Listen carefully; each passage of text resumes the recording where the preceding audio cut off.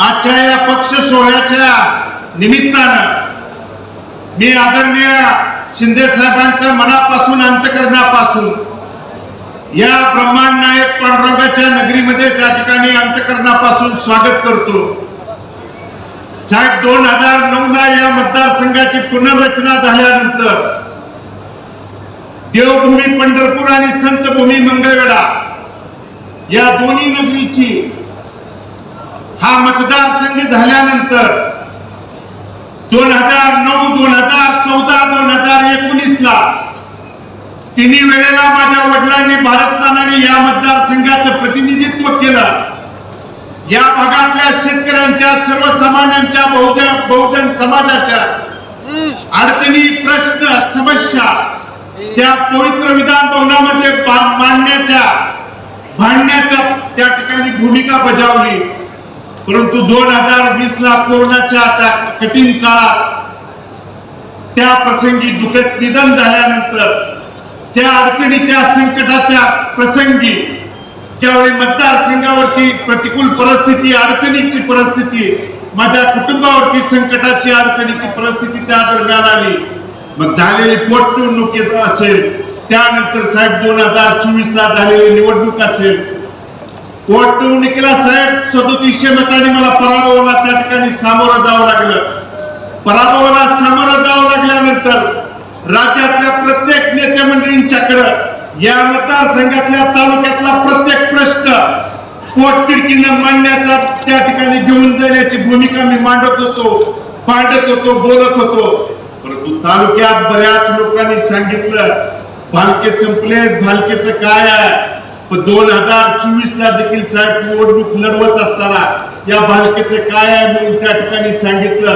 पण त्या प्रतिकूल परिस्थितीत साहेब डोक्यावरती कुणाचा देखील हात नसताना ती निवडणूक लढवली आणि इथल्या मायबाप जनतेने, कारण माझ्या वडिलांच्या जाण्यानंतर माझ्या वडिलांनी जर माझ्या पाठीमागे काय सोडलं असेल, कारण वडील मुलासाठी इस्टेट प्रॉपर्टी संपत्ती सोडतो, माझ्यासाठी जी इस्टेट प्रॉपर्टी धन संपत्ती आहे ती माझी मायबाप जनता ही माझी इस्टेट प्रॉपर्टी।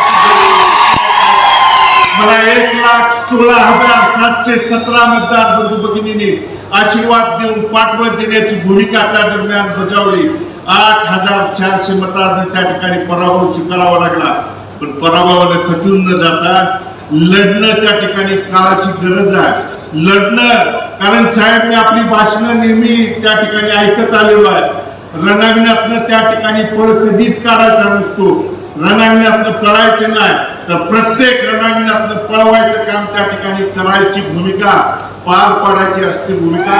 आणि म्हणून साहेब 4 महिन्यापूर्वी नगरपालिकेच्या निवडणुकीच्या निमित्तानं, कारण आपल्याला साहेब भेटायला येत असताना ज्या अनाथांच्या नाथ म्हणून ज्या महाराष्ट्रात आपण त्या ठिकाणी साहेब प्रसिद्ध आहे, गोरगरिबांना मदतीचा हात देणं, कार्यकर्त्यांना ताकद देणं, बळ देणं, कारण या पंढरपूरकरांनी नाही तर संपूर्ण महाराष्ट्राने साहेब बघितलंय।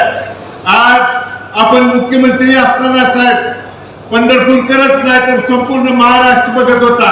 आषाढी वारीला साहेब इतिहासात अनेक मुख्यमंत्री साहेब आले, पण आपण एकमेव असे मुख्यमंत्री आहात की आषाढी वारीच्या नियोजनासाठी अगोदर 2-2 दिवस त्या ठिकाणी, मग वाकडी पासून तर मंदिर परिसराचा प्रत्येक भाग फिरून पाण्याची परिस्थिती त्या ठिकाणी वारकऱ्यांना आहे का, पिण्याच्या पाण्याची सोय आहे का, त्याला सावली आहे का, त्याला कुठली गैरसोय आहे का, मुताईची सोय आहे का, प्रत्येक गोष्ट बघणारा मुख्यमंत्री पंढरपूरकरांनी आणि महाराष्ट्राने,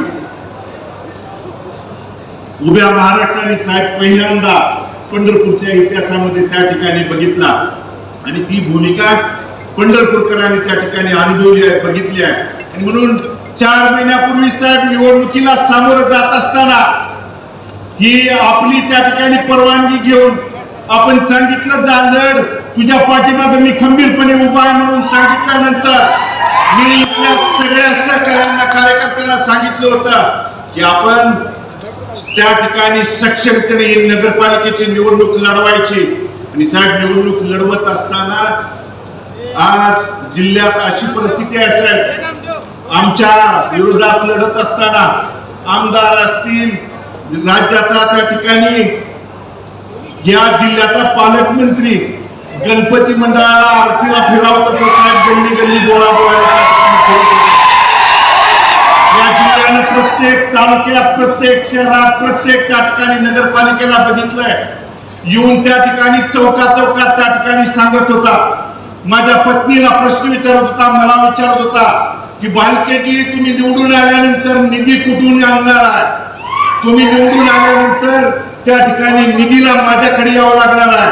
पण मी त्यांना ठामपणे त्यावेळी सांगितलं होतं, भारत नाना भालकेंच्या तालमीत तयार झालेलं होतं. आम्ही त्या ठिकाणी कार्यकर्ते आहे. निधी कुठून आणणार आहे आणि निधी देणारा हा माणूस आहे तर बळा घेऊन. आणि म्हणून निधी कुठून देणार आहे हा जो त्या ठिकाणी आविर्भाव आहे, गर्वाचा जो त्या ठिकाणी उन्माद आहे बंधूंनो, पांडुरंगाच्या नगरीत ज्या ठिकाणी साधू संतांनी आपल्याला शिकवण दिलेली आहे त्या ठिकाणी अतिगर्वाचं जे त्या ठिकाणी जो चढलेला आहे ना, आज जिल्ह्यात प्रत्येक भागात गेल्यानंतर अशा पद्धतीची वर्तणूक वागणूक त्या ठिकाणी आपल्या जिल्ह्यात राजकारणात समाजकारणात दिली जाते. अरे शिंदे साहेबांनी मुख्यमंत्री असताना उपमुख्यमंत्री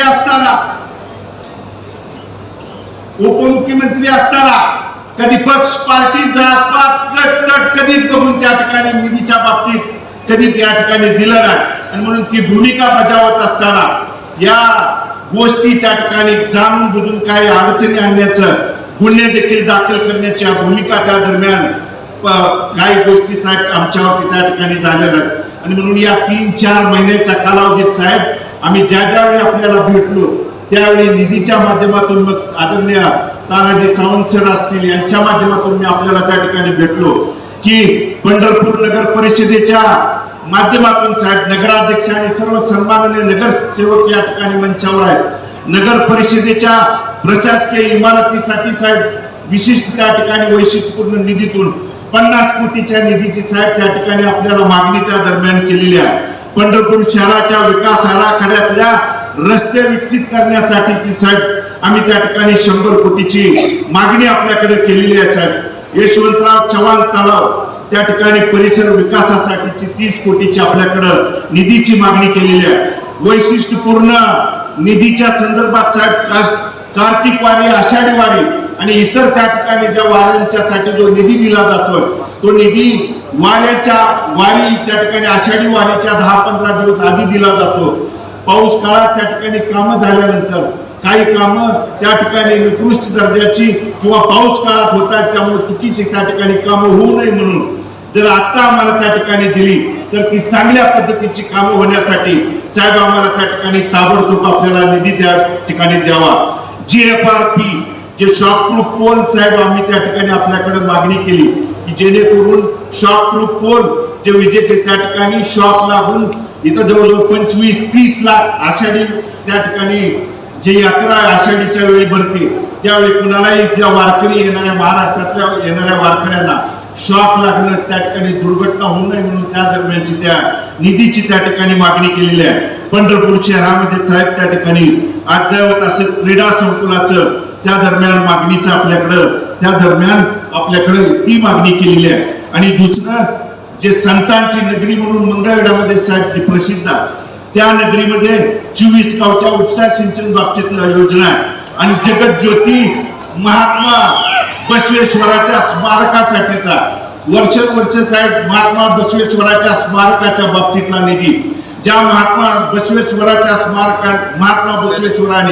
13 वर्षाचं वास्तव कर्मभूमी म्हणून मंगळवेढ्याच्या नगरीमधून जगाला त्या ठिकाणी समानतेची त्या ठिकाणी संदेश दिला.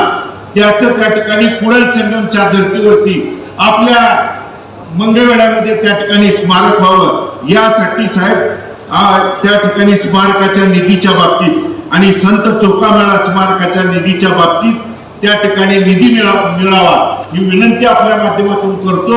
आणि सन्माननीय आदरणीय आरोग्यमंत्री साहेबांना देखील एक विनंती या दरम्यान करणार आहे की कॉटेजला 200 बेडचं त्या ठिकाणी आपल्याला त्या ठिकाणी घोषणा झालेली आहे त्या बाबतीत करून जे वाकरी पालखी तळावरती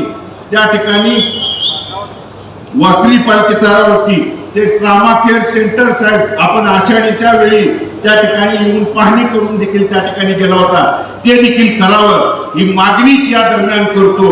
एवढंच विनंती या निमित्तानं करतो आणि मी पुन्हा एकदा आदरणीय साहेबांचं अंतःकरणपूर्वक मी आभार या दरम्यान व्यक्त करतो.